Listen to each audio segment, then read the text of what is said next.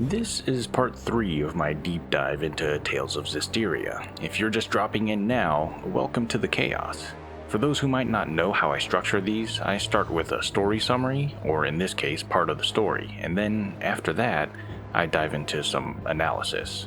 So if you're here only for the breakdown and don't need me narrating Sorey's shenanigans, you can skip ahead to the chapter called Initial Thoughts. Now, where did we leave off? Alright, Sorey nearly got himself killed, and the question looming over all of this is simple. Does he actually learn from it, or does he just double down on reckless optimism like it's his one and only personality trait? More importantly, where do we possibly go from here, because the battlefield is still smoldering, malevolence isn't going anywhere, and the Shepherd Mantle isn't exactly getting any lighter. And before we march forward, we've got another unanswered question hanging over us from last time. The assassins.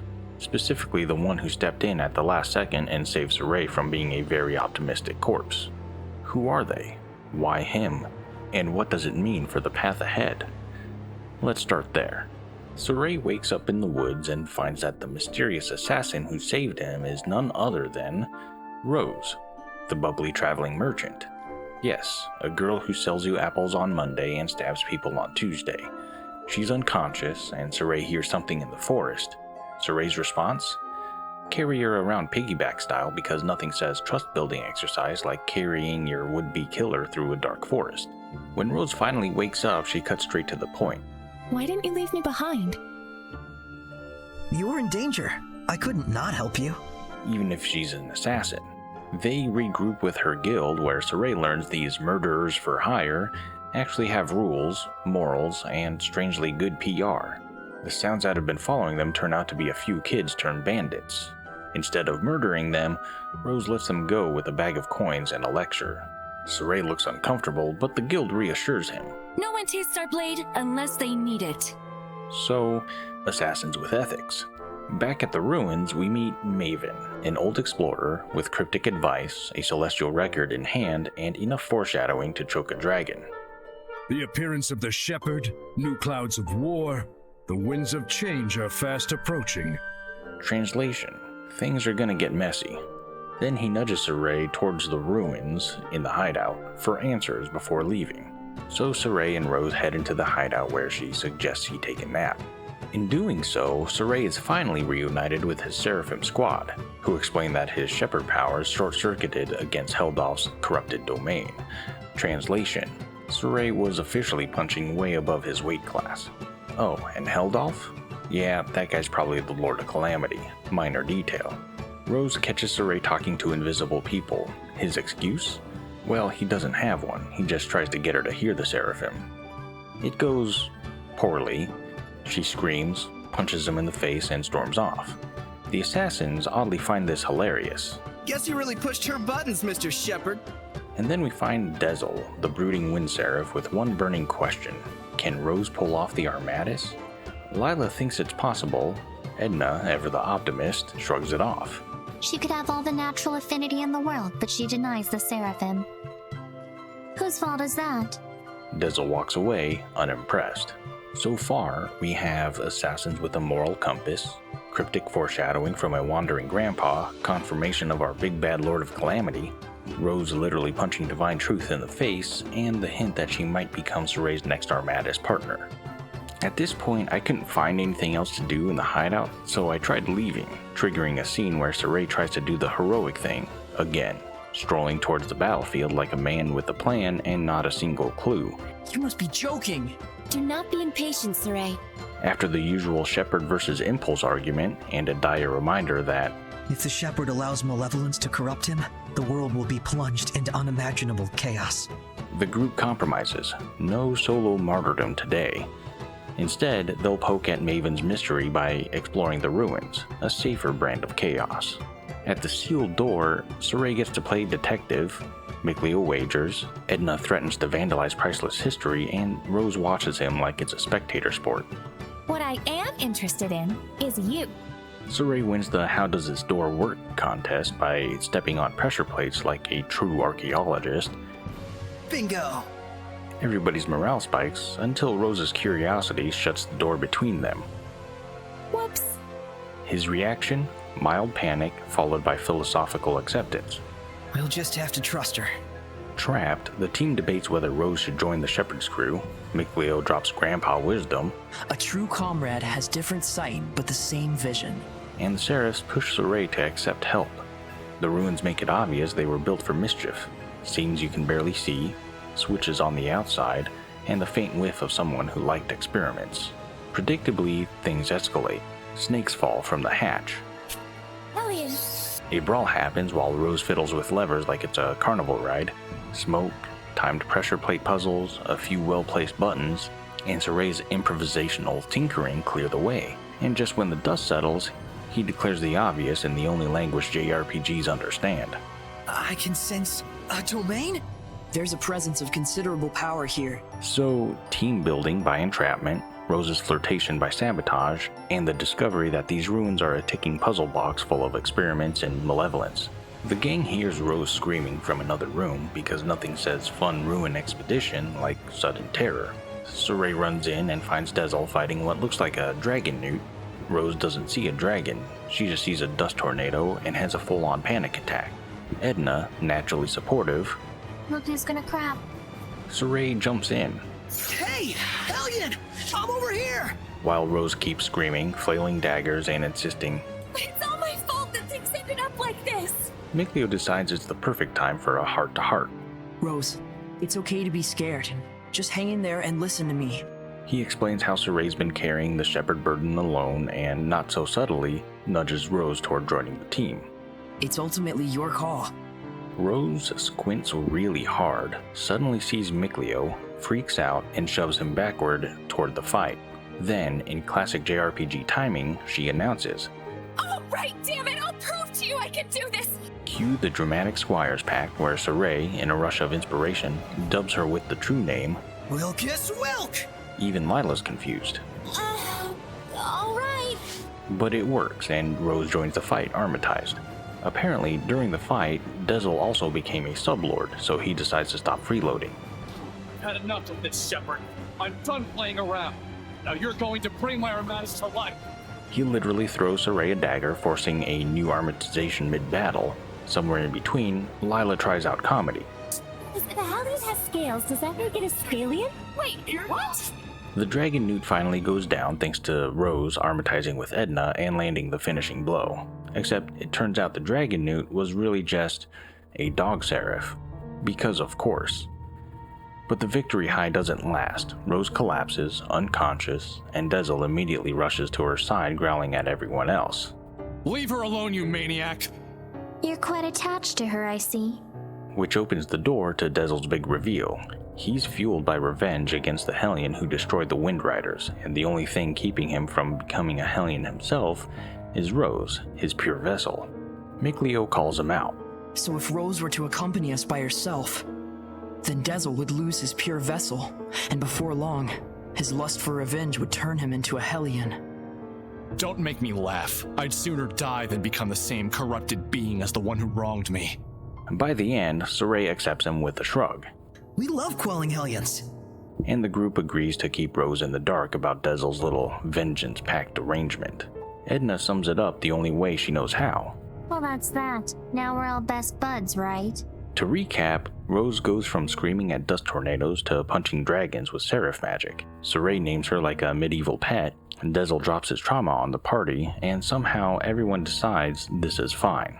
So the gang takes a breather in the ruins, waiting for Rose and the newly unveiled dog seraph to sleep off their magical hangovers. Sorey checks in with everyone like he's running a medieval HR department. Mikleo gets sentimental. We're becoming quite the family here. Yeah, Rose and Dezel are actually pretty cool. Translation: Sorey's still in the honeymoon phase of new party members. And I don't know about you, but I practically felt the writers nudging me in the ribs, whispering, "See? She's totally different. You'll love her." Lila lectures him on Prime Lord authority, assuring us she could leash Dezel if he goes rogue, though she'd rather be friends. If Dezel travels along with you, Sorey, I'm certain that he'll find some other reason for living besides revenge. Translation: cross your fingers and hope the murder-happy Wind Seraph finds inner peace. Edna casually drops a bomb. That girl, Rose. She conducts way too much power. If she loses consciousness, she can be manipulated freely. He's crafted the ideal vessel out of her. So Rose is basically a puppet who's been secretly manipulated by Dezel for ages. But sure. We're becoming quite the family here. Dezel himself doubles down. We may be working together, but if you get in the way of what I need to do, there will be problems. Shepherd or no. Nothing says teamwork like an explicit death threat. The dog wakes up. Boy, howdy. You really helped me out there. Then Rose wakes up. That dog is talking! And instead of screaming this time, she just shrugs and lets introductions happen. The dog seraph introduces himself as Oish. Rose laughs it off. I'm getting a crash course, Mystic Secrets of the Seraphim. In other words, she's catching on disturbingly fast. Now, since they're only partway into the ruins, the group decides to continue their expedition. As they do, the Alicia comparisons don't take long to surface. Rose brings it up herself. So what? Does that make me a replacement? What? No! She laughs it off, but not before adding, But don't expect me to fit into that princess role. it's a joke, but it's a bummer, because, yeah, she basically is the replacement. Anyways, the group stumbles across statues, dragon lore, another iris gem conveniently revealing Heldalf's evil strategy, He pits Hellions against each other in order to increase their strength and ferocity. and eventually a mural foreshadowing the Shepherd's trials. Lila dodges questions with her trademark oath randomness, Tonight's dinner? Mabo curry! while Rose translates the discovery into RPG speak. Well, if they call it a trial, that means something good happens if you finish it, right? Like maybe you get some awesome equipment or sweet power-ups. Thanks, Rose. We almost forgot this was a video game. Doesn't the pattern on this mural look familiar? It's like the one that's supposed to be in the Pendrago shrine. And our destination is set. On the way out, they run into Oish again. He's staying here, but is begging for a worshipper so he doesn't fall to malevolence again. And Rose volunteers like she's signing up for a bake sale. Whatever. Just leave it to me, okay? These ruins definitely progressed the game. We've seen an earthen historia of Heldalf turning wars into Hellion factories for who knows how long. We've learned of the 4 trials and left Oish behind to guard the ruins, on the condition someone swings by eventually to worship him so he doesn't go feral. Oh yeah, Rose has officially joined and is already telling us what to do. All right. Then how's Pendrago sound? I'm sure you've grabbed the attention of the bigwigs in the Roland's Empire by now. The game is telling us she's indispensable, but all we can do is nod politely while missing Alicia. The party finally drags itself back to Rose's hideout, where Sorey is ready to hit the road immediately. Rose, being the only one with a sense of practicality and luggage standards, shuts him down. With just the clothes on my back? Oh, please. I am a girl, you know. Oh, Welcome to traveling with women, Shepherd. The next morning, everyone sets off. Rose is thrilled. I can't believe I'm on a journey with real-life Seraphim. We're gonna be counting on you. Pleasantries are fine and all, but disembodied voices give me the total willies! I can't believe I'm on a journey with a real-life scaredy cat. Edna is probably slow clapping. Somewhere between awkward banter and group bonding, Sorey finally opens up. He's already faced Heldalf, the so-called Lord of Calamity, and got his resonance shut off like a bad cell signal. Rose, unfazed, shrugs. I'll help you find a way to win, and if we can't, we can always run away. There isn't a problem. If there is, we'll just run away. So yes, our fate rests on the JRPG equivalent of a Scooby-Doo plan. The group stumbles into a giant tree stump which turns into a science fair project. Sorey gawks, Mikleo explains growth rings like a smug botanist, and Dezel casually adds climate history from 1,000 years ago. Sorey calls trees history books, Mikleo pats him on the head for noticing, and Dezel mutters, You just need to think more is all. riveting stuff. After some light team bonding, the party reaches Lastonbell. The only problem? Getting in requires passing through guards who've heard rumors about a certain heretical shepherd. Rose tries to play it cool. We have a pass and everything, just chill. I've got this. Enter this guy. I am Sergei Strelka, captain of the Platinum Knights. Self-appointed poster boy for unnecessary drama, he greets newcomers like he's auditioning for Shakespeare. In cooperating to ensure the Empire's peace, you prove your gratitude as much as your loyalty. Is he always like this, or are his boxers just chafing him? Rose has it under control until Sergei notices Sorey's ornamental sword. What follows is one of the funnier scenes in Zestiria, probably the funniest one so far. Sorey, coached by Lila, improvises a fake backstory. He's a runaway noble who fell for Rose, gave up everything, and now parades around with an ornamental sword as a hollow pretense of strength. Rose immediately plays along. My husband here is nobility. Dezel literally puppeteers Sorey's head into looking ashamed while Edna moves his arms like a bad ventriloquist act. Sergei, bless his chafing soul, eats it up. Sow the seeds of love and they will bloom no matter how arid the terrain. And just like that, they're in, along with the setup for a decent long-running joke. Later, in town, Rose finds out her true name is just Rose is Rose. She immediately compares it to Alicia's more flattering Alicia the Smiling. Oh, I see. So it's not lazy. You're just being biased. She isn't wrong. At this point, it's clear there's at least one person in the writing department who is as discontent as I am with Rose. The inn provides bonus character development. Sorey nerds out about ruins while Dezel admits he can literally smell history. The group rehashes the inspection scene, where Lila proudly confesses she's been waiting her whole life to try improv. Lila privately thanks Rose for saving Sorey, only for Dezel to barge in and ruin the moment. I was just going to tell you not to overdo it with all the flattery. Also, sorry for surprising you. Just don't do it again! I apologize too soon. Rose pokes at Edna's fashion sense, only to learn the oversized boots and gloves belong to her brother. Edna ends the heart-to-heart. Weirdo. Welcome to Lastonbell. Sorey and Rose faked a marriage to slip past the guards. Sergei proved to be unintentionally hilarious, and we got a handful of bonding scenes that scream, "Please like Rose."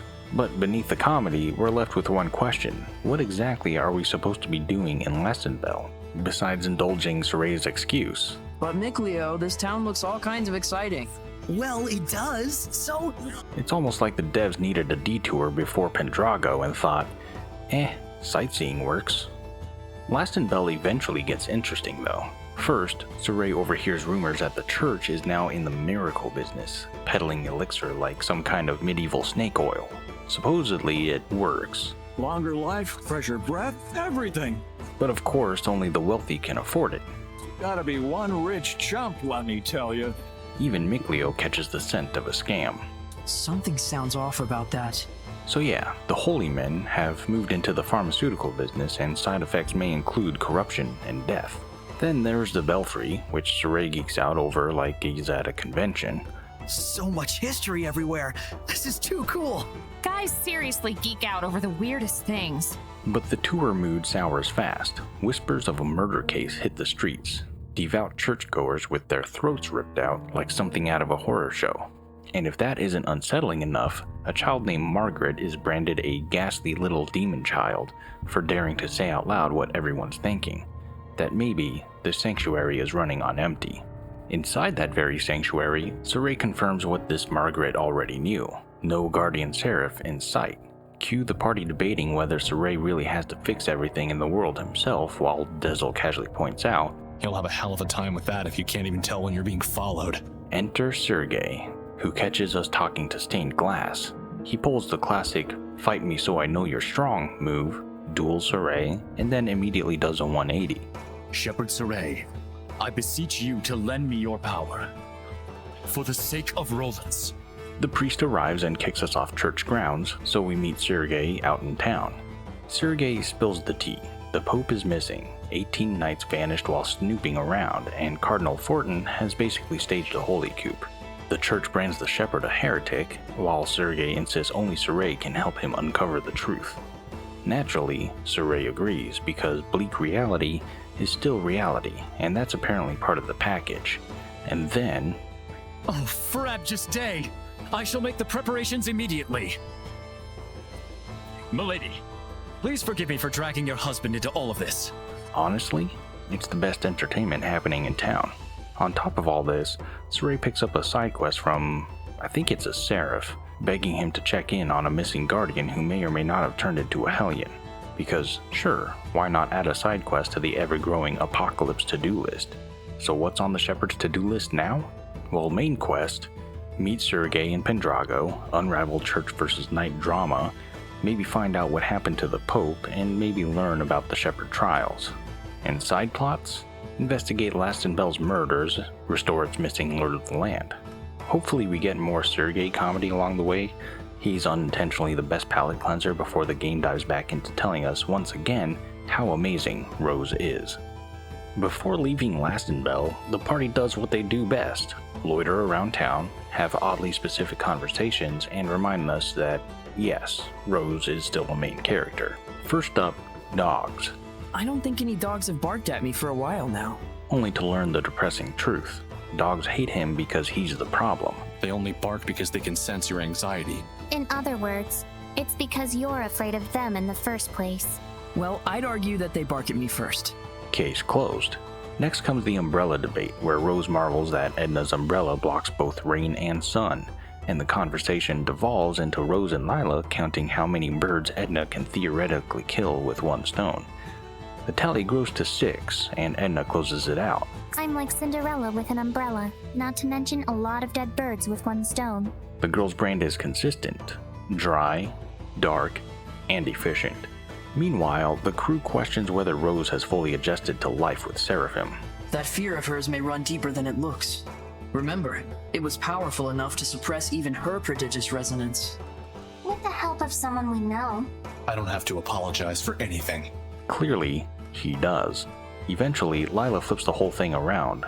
Maybe we're the ones getting used to Rose and not the other way around. Don't include me in this, Lila. You're talking to Lila and the others while they're invisible again, aren't you?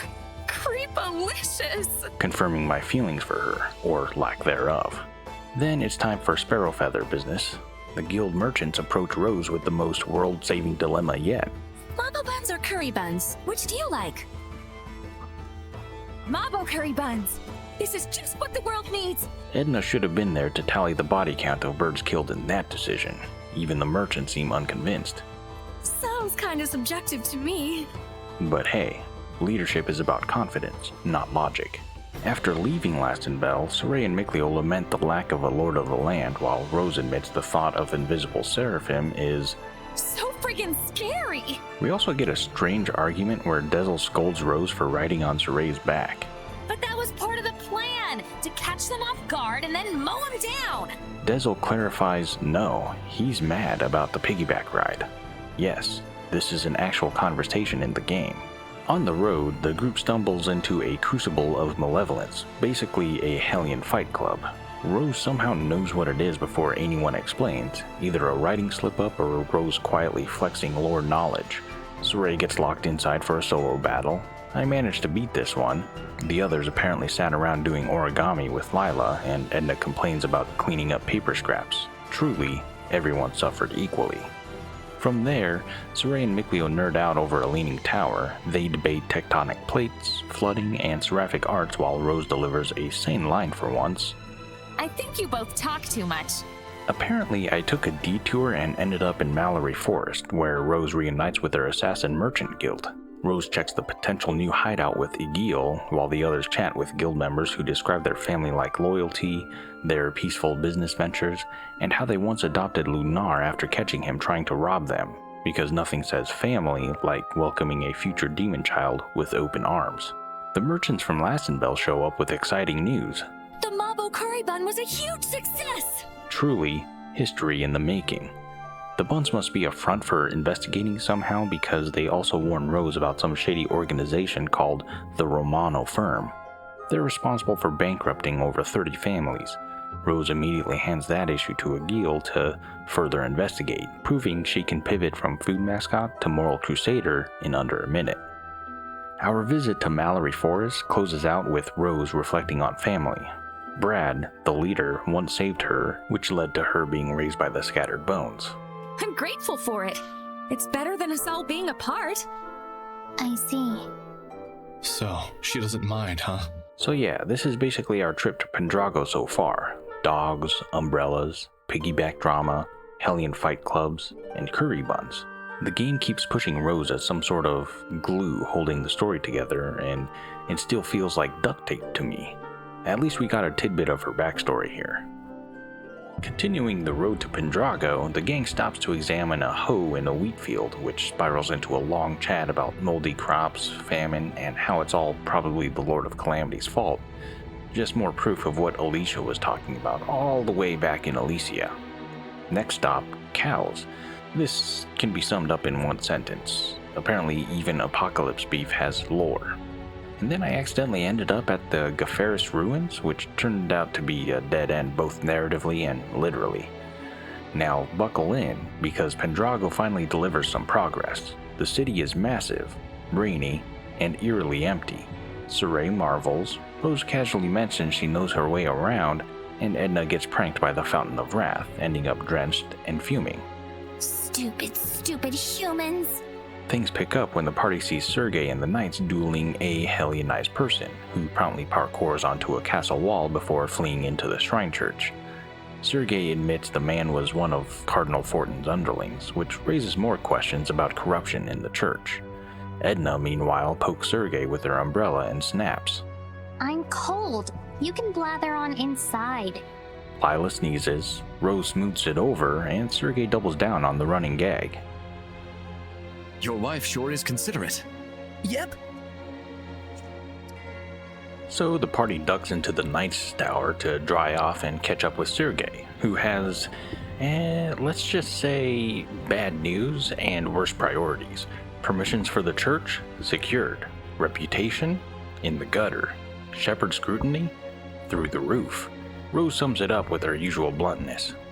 So what else is new? They weren't big fans of us in the first place. Lila, meanwhile, can't resist dropping the party line. Ever since Rose joined up with us, I feel like Sorey has become so much more proactive. Translation: Rose is amazing and totally not a replacement for Alicia, so stop asking. Too bad it means that much more trouble for us. Sergei then hits us with a strange brand of over-earnest humility. He compares Sorey to the Pope because nothing says healthy role model like a religious figure with unchecked power. Oh boy, another masochist. The Knights try to raise an actual problem. Sergei's brother, Boris, has been missing for 3 days on an infiltration mission. Sergei's reply? Forget that, let's all have stew. Aren't you the least bit concerned? He's your only brother.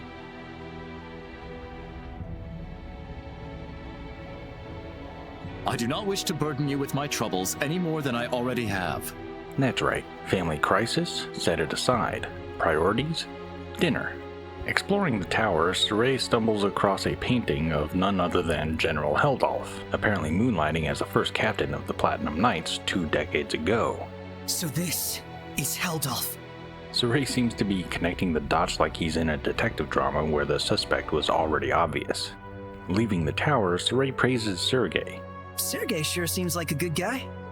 He is, though I fear he may be a bit too genuine and sincere to command the knights. Translation: He's nice, but not exactly leadership material. We've got plenty of worries of our own. Let's not get hung up on other people's issues. The evening at the Pendrago Inn starts simple enough. Everyone's stuffed. Rose belches, and Dezel scolds her like a disappointed dad. Hey, learn some manners. Sorey marvels at how much Rose can eat. Mikleo notes Lila and Edna kept pace, and Edna gives her now trademark food review. Drago stew, 85 points. Rose brushes it off with her soldier's creed. My policy is eat while you can. That's the law of a soldier. Soldier? This is where the conversation quickly shifts from digestion to disclosure. Rose casually reveals that her merry band of assassins once had a much more respectable business model as the Wind Riders, a legendary mercenary group, so strong that even the Emperor of Rollins trusted them like his right-hand man. Dezel confirms it, then drops the hammer. The Rollins royal family betrayed them, a grudge he's still nursing. When Sorey gasps about Rollins joining forces with Hellions, Dezel fires back. Is it that surprising? I guess not. People and Hellions aren't separate entities after all. That part may have been obvious to us, but I think the point is to reframe corruption as something potentially inevitable. Dezel's seraph senses tingle when he realizes Rose snuck out. He bolts after her, Sorey and the others tag along. The party assumes assassination run, only when they find Rose, she brushes them off. Not yet, silly. That comes later. Ah, so an assassination is in the works. Kill the one who started the battle. The invasion was proposed to the Emperor about a year ago, in documents bearing the name of Pope Miscedra. Cue everyone's collective freakout. When pressed, Rose doubles down. If it's evil, the scattered bones slay it. The Pope, the Emperor, even the Shepherd. The group goes silent. Oh, was that inappropriate?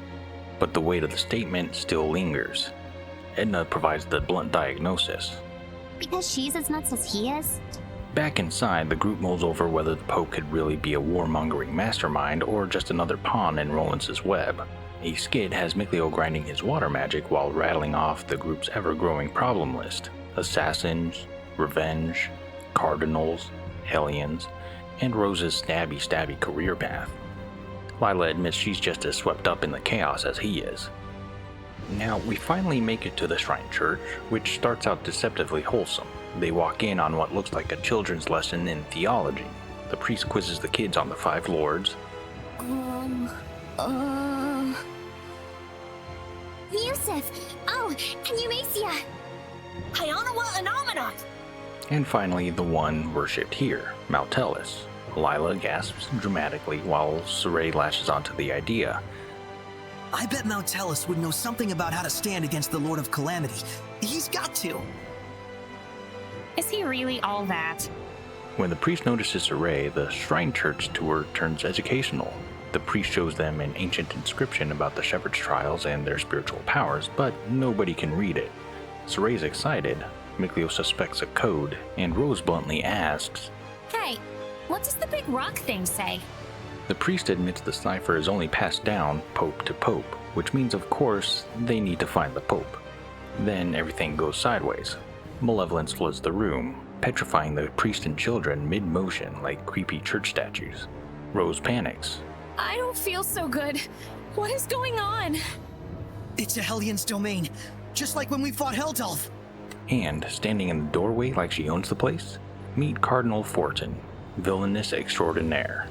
Why don't you lend me your powers? For the sake of the people, of course. What follows is less a confrontation and more a hostile recruitment pitch. Fortin's blunt about her goals. Shepherd, do you know exactly what it is that the state has used for eons to keep an entire country in line? Is it faith? Yes, faith. It is the belief in their own salvation that inspires in people the greatest sense of unity. Translation, if you scare people enough, they'll do whatever you want. She dangles the idea of cooperation. Join her, use the Shepherd's name, unite Rollins. Sorey counters. Then you should cooperate with the Knights. Wouldn't that really be what's best for everyone? I would welcome their efforts if they would simply bend to my will and do as I command. Even if they are a pack of loutish meatheads. Then the real bombshell. The Pope didn't vanish because of Fortin. The Pope, Miscedra, I should say, left of his own accord. Abandoning his duty to both the Empire and his followers. Rose raises an eyebrow. You didn't have him locked up? Fortin insists she's no thug, but makes it clear she wants him found and punished. And if punishing him sounds like what happened to the petrified priest and children, well, she leaves that part implied. When Sorey pushes back, insisting he needs the Pope to read the inscription, Fortin drops the act. So then you mean to say... What the... My body! That you reject my vision! The domain clamps down, holding Sorey and Rose in place, until Mikleo, Dezel, and Lila poke through her domain just long enough to pull them out. Fortin's left fuming. Oh, will I relish this. We pick back up outside the Shrine Church, where Mikleo drops his shiny new party trick, the spectral cloak. Rose's reaction says it all. We disappeared? What the hell was that? Sorey, meanwhile, is just thrilled his best friend has been practicing in secret. That was sweet! Mikleo waves off the compliments, urging them to bolt for the Knights' tower before Fortin decides to freeze more children. At the tower, while Rose runs down the street to talk to a guy, the group catches Sergei up. The Pope fled, No, they don't have details, but yes, the situation is just as bad as it sounds. Sorey takes it in stride, relieved they weren't captured, even praises Mikleo for his bravery. It's nothing really. It is nothing. All you did was blind her temporarily. Brutal. Then comes the bigger development. Rose comes back with intel. Guess what? I think I know where Popadope might be. The village of Gododdin. Sergei's shocked at her knowledge, but Rose brushes it off as an industry secret. Translation: yes, the Assassin's Guild did their homework. Amid the strategizing, we get a quiet gut punch. Sorey studies the portrait of Heldalf again and realizes he's not some faceless monster. He was a man, a knight, even distinguished enough for Rose to admit he looks like a gentleman. The Lord of Calamity isn't some faceless monster. He's a human being, just like me. That's the kind of line that changes the way you look at your enemy. Sergei seals the alliance by teaching Sorey the knightly art Lion's Howl. He insists it's a feeble art, but the handshake that follows is more important than the move itself. It's Sergei acknowledging Sorey as an equal. Of course, practical obstacles follow. The road to Gododdin is blocked, so the party must take Cambria Caverns instead. Cue Rose's pun war with Lila about being a little bolder. Sorey wisely shuts it down before it escalates. Later, skits peel back the philosophy behind Fortin's corruption. Mikleo nails it. She claims to be serving the people, but in reality, she's just furthering her own ambitions. Lila, however, takes a softer angle, arguing that Fortin may have simply been crushed by responsibility, her self-justification born from pressure to act. Rose isn't convinced. So basically she couldn't hack it. Either way, the missing Pope looms larger than ever. Finally, we get a sharp exchange between Sorey and Dezel. When Sorey wonders if the Cardinal might be Dezel's revenge target, Dezel doesn't confirm. Instead, he warns. If she's the one I need to get vengeance on, it means she's dead meat. Sorey tries to lighten it with gratitude. I just figured you were worried about me or something. But Dezel shoots him down cold. It's a chilling reminder that ally doesn't mean friend. Our visit closes with the group sneaking out of Pendrago under spectral cloak again, hoping they've shaken off Fortin's watchful eye. The group's trek through Cambria Caverns starts off almost charming, at least by their standards. Sorey's inner child is practically glowing. There's nothing in the universe cooler than a secret passageway. Mikleo matches his excitement, daydreaming about waterfalls and old wells, while Rose and Edna collectively roll their eyes. Boys just love things like this. In this case, I don't know about boys so much as... Children, right? It's a moment of levity before the story takes its dive into something darker. Deep inside, they uncover an earthen Historia, a vision of a disgraced Roland's general. Once there had been huge crowds cheering for him, and now... It makes me wonder, there was no one at all he could turn to? That's par for the course for humans. The seeds of the themes of loss, exile, and isolation get planted here. Then enter Syndra, the once proud lord of the land for Lastonbell, now haunting the caverns like a bitter ghost. She's no longer giving blessings, no longer even trying to understand humans. It is no longer my concern. I no longer have the capacity to understand humans. Please, leave me be. It's a sharp, weary confession, one that triggers a detour for us, and it foreshadows what's about to unfold with Margaret. So, back in Lastonbell, the rumor continues. Little Margaret from the inn has run away after being bullied. Even the bystanders admit guilt. To think they'd do that to a kid. It's sick. I didn't lift a finger to help.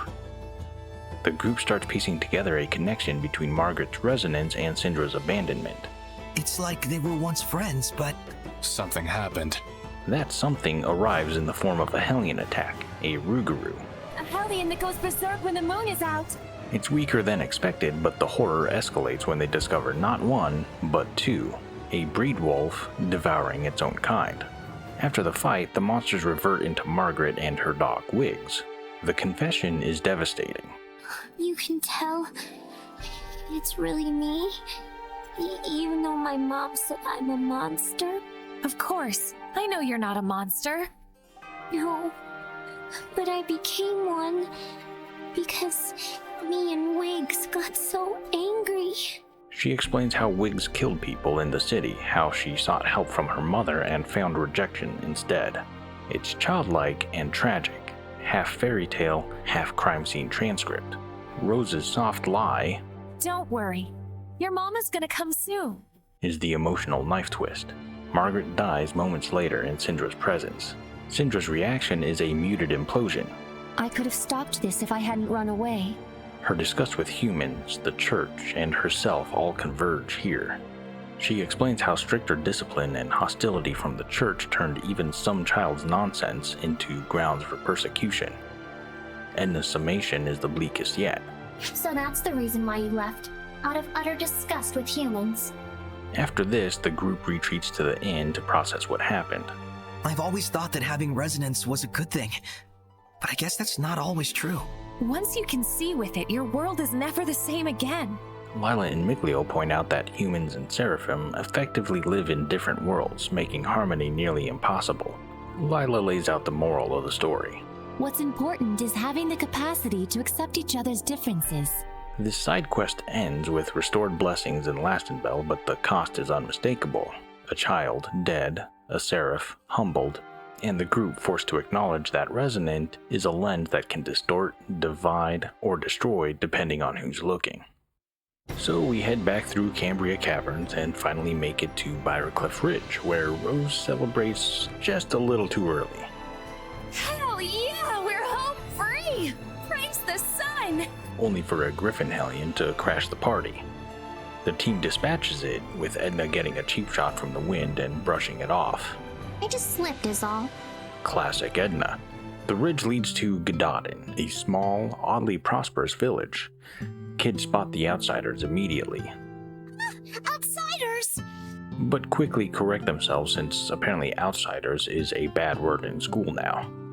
We learn the village has a brand new school and a leader named Slenge who everyone treats like family. But things feel off. The town is thriving in a barren wasteland and there's no trace of a guardian seraph. Suspicious? Absolutely. Edna pokes at the idea of ruins nearby. Rose stays cagey, and Mikleo points out the obvious. Isn't that weird? You'd think a place like this would be the first to fall victim to famine. The mystery deepens when Rose overhears villagers fretting about their chief and a place called the Pure Land. Following the trail, the group finds a blocked cave, and after some banter that forces Horse Array to grovel, We need you to do something about these rocks, Edna. Please help us. they gain access inside. What they discover is a warehouse full of fake elixir, stamped with the church's official seal but funneling money straight to Gododdin. Did I mention this stuff is highly addictive? Mikleo nearly becomes Exhibit A before he decides, yeah, I should probably put this down. The scam points directly at the missing pope. Sure enough, the chief, Slenge, drops the facade when Sorey asks if he's Pope Mesedra. I see you've done your homework. His story is tragic, a life of devotion that left him abandoned by his family, scorned for neglecting his household. What was it all for? What fruits had I to show for my endless labors? So he ran. Gododdin took him in turn he gave them everything, slowly poisoning himself as a result of brewing counterfeit elixir to keep the village thriving. The group is torn. Sergei and the Knights need the Pope, but without him, Gododdin might collapse. Edna cuts through the sentiment. It was him running away that caused this mess. Why should he get a free pass? But before anyone can decide, the chief collapses from the poison's toll. The villagers rally around him, ready to fight if Sorey dares to take him. Kids cry while adults swear to cover for him, but Slenge takes the blame himself. The villagers bear none of the blame here. This was all my doing. I just wanted to know the truth. That's all. In the end, Sorey chooses to leave him with his people. Some things in the world come down to more than just black and white. And the group looks to solve the inscription puzzle themselves. The chief, however, isn't quite done. He invites them into the cave for one last reveal. And that's where I'll pause the story for this video. A bountiful little village built on lies, addiction, and one man's broken sense of duty. When Sorey first wakes up from the battlefield, the story pivots into a different gear. It becomes a story about the world closing in, politics mixing with religion, and the uncomfortable reality that being the shepherd doesn't come with a guidebook. Instead, we get Rose, the mysterious assassin savior who drags him back into the land of the living, and with her, the revelation that the Sparrow Feathers and the Scattered Bones aren't two organizations, they're the same group. Basically a wholesale membership club where you can get discounted supplies and also pick up contract killing. Rose and her wind-powered +1, Dezel, join the cause, but this stretch of the story isn't about their character growth yet. It's more about what they represent, assassins with ethics. A contradiction on paper, but one that the game actually commits to. From their hideout, the ruins point us toward Pendrago. Along the way, we make a stop in Lastonbell, where we meet Sergei, the textbook good guy in a bad system. Lastonbell also gives us a pair of narrative rabbit holes, mysterious murders in town and elixirs being sold like medieval energy drinks. One line of investigation takes us to Syndra, the former lord of the land who abandoned her duties after losing hope in humanity. The other spirals into tragedy. A child and her dog die as a result, and only then does Syndra return to help the people. This entire sequence drives home a bleak truth. The idea that resonance, the ability to perceive seraphim and malevolence, isn't always a blessing. Sometimes it's the thing that drags you into despair. When we step foot in Pendrago, the themes are thick. The church is cracking at the seams, its pope is missing, and Cardinal Fortin is busy using religion like a weapon. Unsurprisingly, we run. Rose's guild eventually points us toward Gododdin, and that's where the pieces click. The missing pope? He's alive, living under the name of Chief Slenge. The fake elixirs? Well, he's the one brewing them. Through all of this, Sorey is watching. He's still Sorey, still overly optimistic, still convinced there's always a way forward, but now he's listening. These encounters are teaching him that he can't just march in waving a banner of hope and assume the world will bend. He has to be wise about how he approaches his role. The wrong move, the wrong trust, could poison much more than a small village. And while Dezel lurks in the shadows, the elephant in the room really keeps circling back to Rose, the assassin with the sunny smile. So it's time to pull the camera closer and look at her. Now, I don't know what happened behind the curtain at Bandai Namco, but Rose's sudden takeover of Alicia's role feels less like organic storytelling and more like a bad HR transition. One day you've got a Princess Knight learning about the burdens of governance, and then bam, you're told the upbeat traveling merchant who also runs an assassin's guild is good for the party.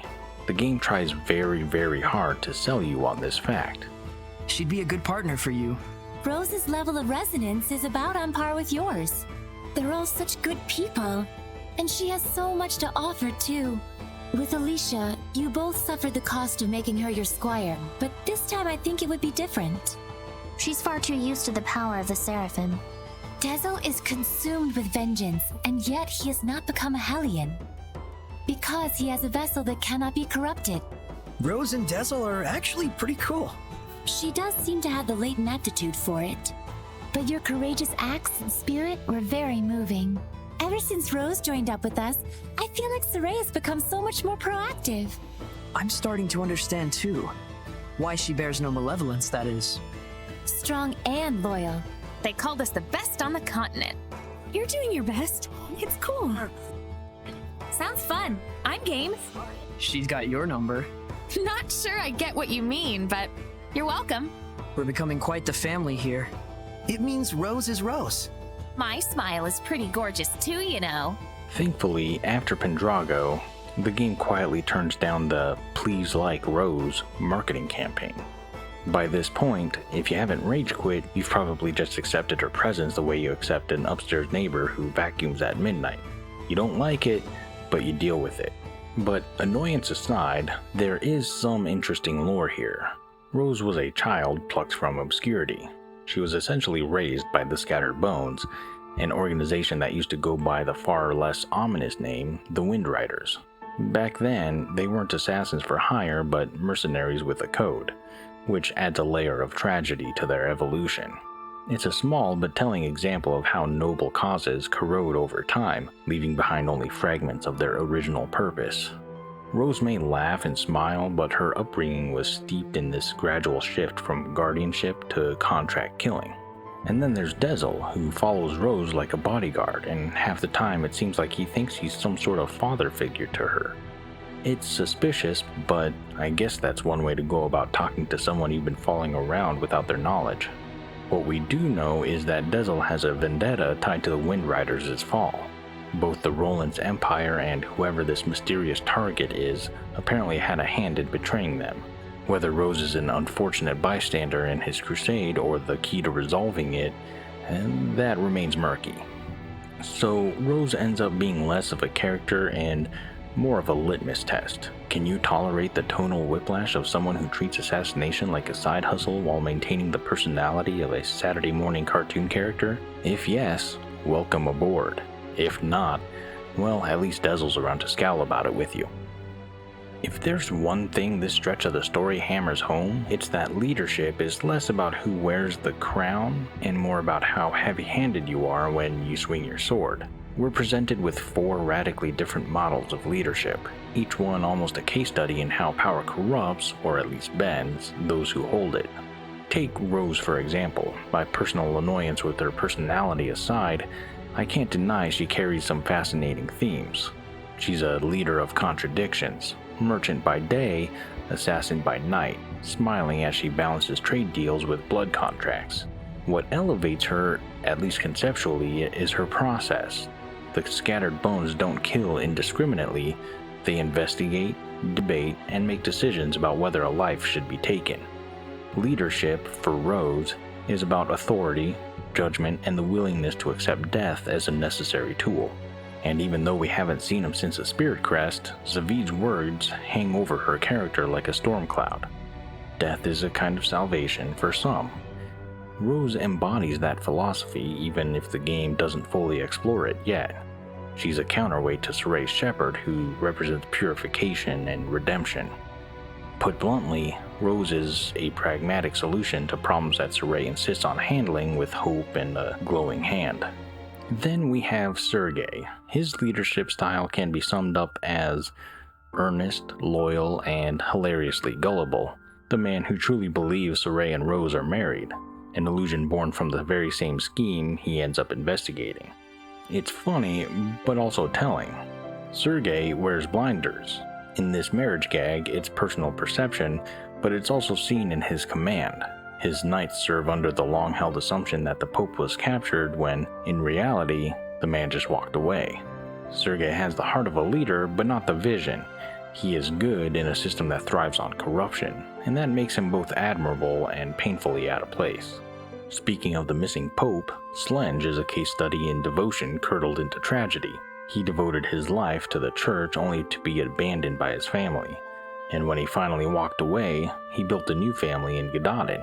It should have been redemptive, but instead it spiraled into a cautionary tale. He tried to save the town by brewing fake elixirs, which slowly poisons him in the process. His leadership is sacrificial to the point of self-destruction, a grim reminder that good intentions can still corrode the body and soul if the method is flawed. And finally, there's Cardinal Fortin, where Rose is pragmatic, Sergei is blind, and Slenge is tragic. Fortin is pure authoritarian control.